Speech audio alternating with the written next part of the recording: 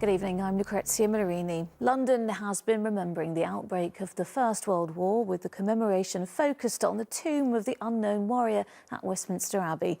At 11 o'clock tonight, a single lamp illuminating the grave will be extinguished, marking the exact time Britain entered the war.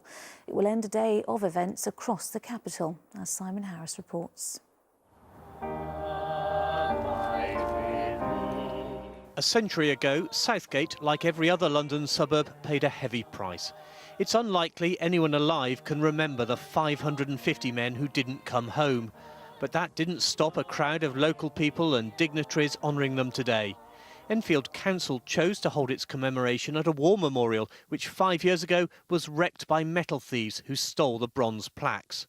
I think we've been able to return it to its original look, and I think it will be there for generations to come. And I think that's important, that we reflect not only on the sacrifices that were made, but also on the implications of the war and what it means for people today. But Enfield has more than just the fallen to link it to the Great War. There is this former industrial site. Today, it's called Enfield Island Village. But 100 years ago, as hostilities broke out, this was the Royal Small Arms Factory, and it was about to become a major player in Britain's war effort. Ray Tuttle was an apprentice here in the 50s.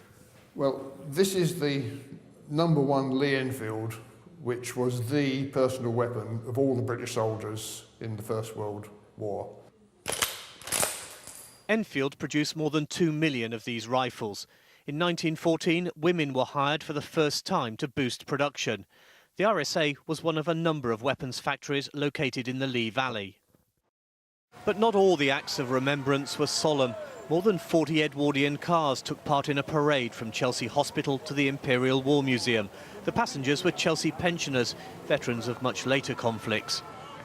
At the Tower of London, the moat has been flooded with more than 800,000 ceramic poppies, one for each soldier, sailor and airman from Britain and its empire who gave their lives. Simon Harris, ITV News.